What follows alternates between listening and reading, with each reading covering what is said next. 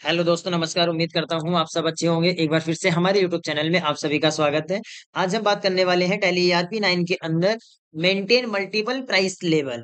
Maintain multiple price level किस तरीके से होता है और क्या होता है और क्या यूज होता है इसका, ये सारी चीजें आज इस वीडियो के माध्यम से सीखेंगे।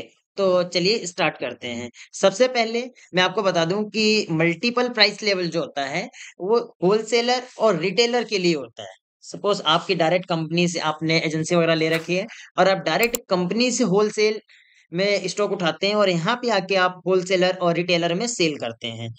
एक न्यू कंपनी बना लेते हैं, all plus F1 create company में।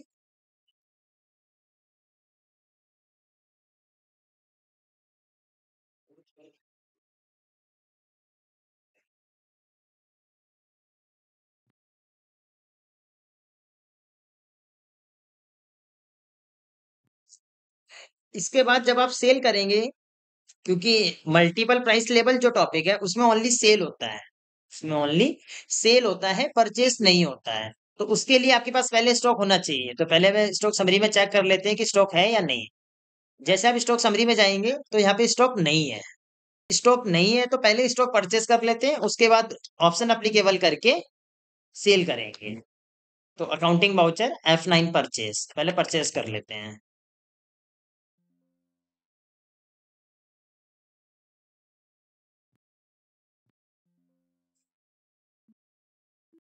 परचेस लेजर,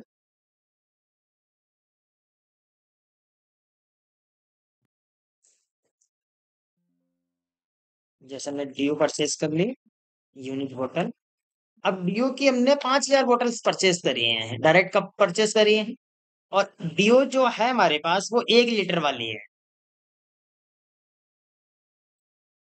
1 लीटर वाली है। तो 1 लीटर वाली 5,000 बोतल परचेज कर ली। तो डीओ की जो 1 लीटर की बोतल का जो प्राइस होता है वो रिटेलर में जो बिकती है 50 रुपए की बिकती है। पर हमने इसमें 5,000 बोतल परचेज करी है तो इसका जो प्राइस हमें पड़ा है वो 25 रुपए का पड़ा है। एक लिम्का है, लिम्का 2 लीटर वाली है। जो रिटेलर जो उसका प्राइस रहता है वो 100 रुपए का रहता है और इसमें भी हमने 5,000 बोतल परचेस करी है। इसका प्राइस रखा 55 रुपए। ये स्टॉक हमने परचेज कर,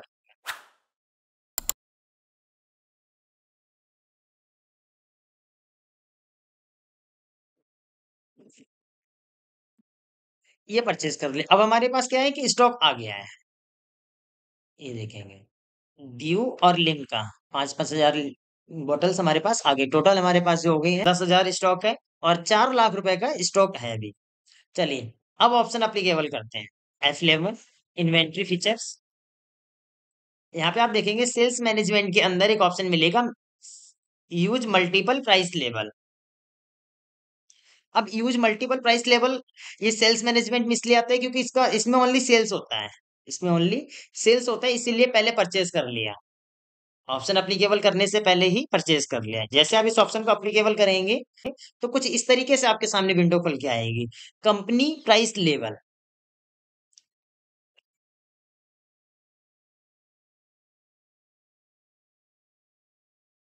होलसेलर, और एक और बनाना है क्योंकि यहाँ पे आप दोनों को सेल करेंगे, आप होलसेलर को भी सेल करेंगे और रिटेलर को भी सेल करेंगे।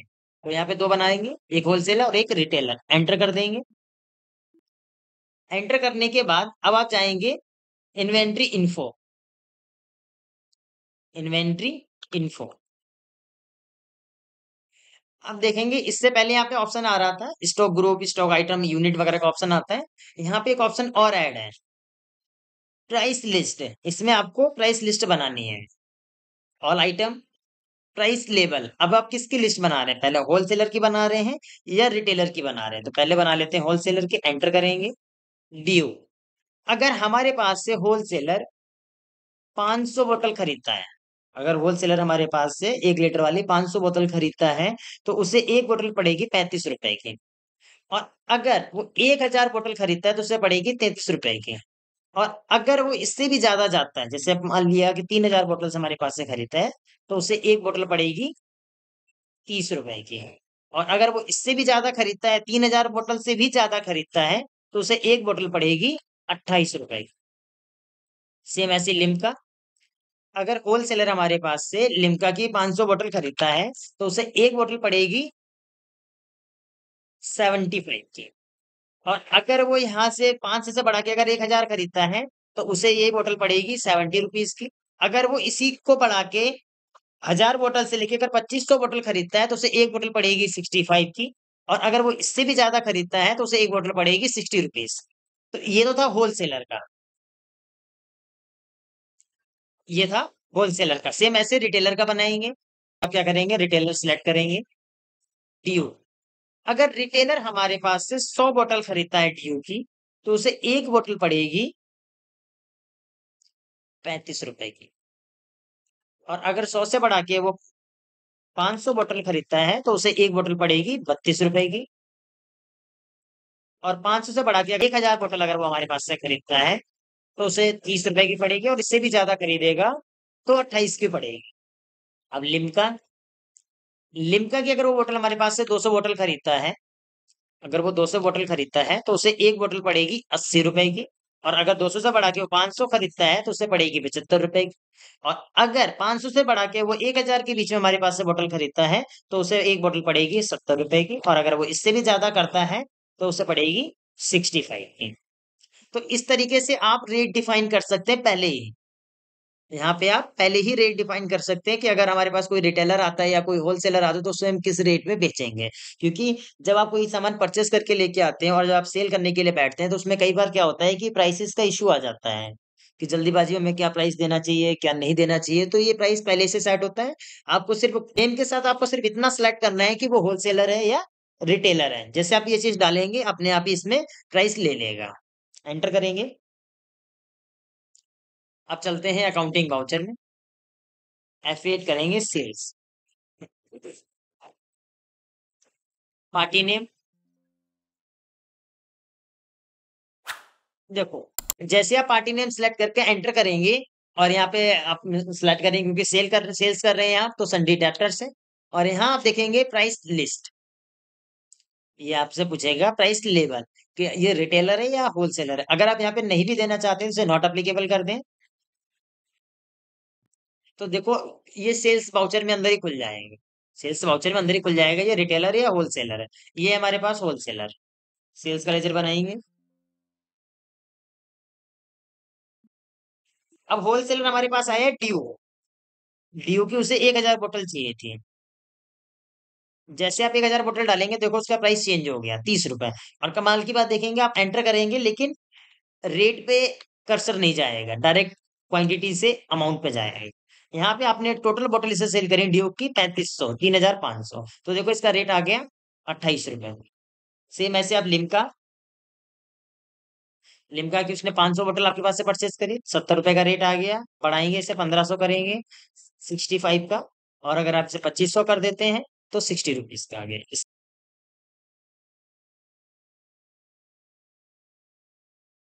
नरेशन लिखेंगे।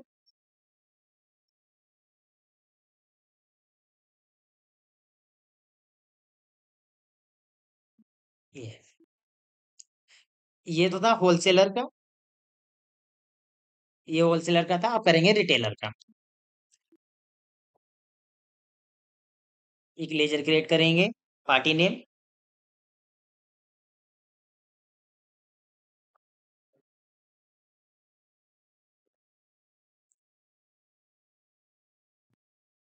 यहाँ पे सिलेक्ट करेंगे रिटेलर, एंटर करेंगे सेल्स ड्यू।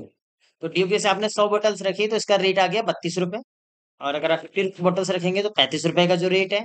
और इससे अगर आप बढ़ाते हैं, जैसे आपने 500 बोतल कर दी तो 30 रुपए है। और 1000 अगर बोतल आप करते हैं तो 28 रुपए का रेट है ड्यू का। क्योंकि ड्यू जो है वो 1 लीटर में 50 रुपए में ये सेल होती है रिटेलर में, जो शॉपकीपर सेल करते हैं। सेम ऐसे आप लिम्का की 100 बोतल्स अगर आप रखते हैं, जैसे आपने 200 बोतल्स रखी तो 75 का है। और अगर आप 100 रखेंगे तो 80 का रेट है। और इसमें अगर 500 करते हैं तो 70, 1000 बोतल करेंगे तो 65। और अगर आप इसमें 2000 बोतल करते हैं तो भी 65 का है, क्योंकि ये आपने जो रेट पहले डिफाइन करा होगा सेम वही रेट इसमें आया। नरेशन रिपीट कर लेंगे कंट्रोल+R करके और यहाँ पे नेम चेंज करेंगे। क्योंकि नरेशन सेम ही रहनी है, तो सिर्फ नेम चेंज होना है, तो आप इस तरीके से कर सकते हैं। एंटर कर देंगे। चेक करने के लिए सबसे पहले आप स्टॉक समरी में चेक कर सकते हैं कि आपके पास ड्यू की 500 बोतल पड़ी हुई है, बाकी की आपने सेल कर दी है। लिम्का कंप्लीट सेल हो गया। लिम्का की जो बोतल थी वो सारी सेल हो गई है, ड्यू की 500 बोतल आपके पास है। इसके बाद प्रॉफिट एंड लॉस देखेंगे, तो प्रॉफिट एंड लॉस में देखेंगे 4 लाख का टोटल परचेज हुआ है और 4,36,000 का सेल है और 12,500 का क्लोजिंग स्टॉक है, तो उसके बेस पे आपको 48,000 का प्रॉफिट हुआ है। नेट प्रॉफिट जो हुआ है 48,500 का नेट प्रॉफिट हुआ है। इसमें अभी आपके एक्सपेंसेस ऐड नहीं है। जब एक्सपेंसेस करोगे तो वो एक्सपेंसेस माइनस हो जाएंगे। अभी नेट प्रॉफिट और ग्रॉस प्रॉफिट सेम दिखा रहा है। जब आपके एक्सपेंसेस ऐड हो जाएंगे तो ग्रॉस प्रॉफिट इतना ही दिखाएगा और नेट प्रॉफिट कम हो जाएगा।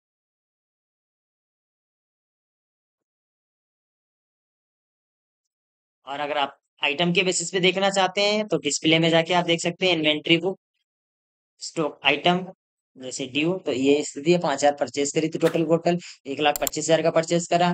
इतने का आपने देखो, ये इनवर्ड है, ये परचेज करा था, ये आउटवर्ड सेल का है और ये क्वांटिटी जो दिखा रहा है ये क्लोजिंग बैलेंस है। इतना स्टॉक आपके पास बच गया है। तो उम्मीद करूंगा आपको ये टॉपिक समझ में आएगा। अगर किसी तरीके का डाउट है तो हमें कमेंट करके बता सकते हैं।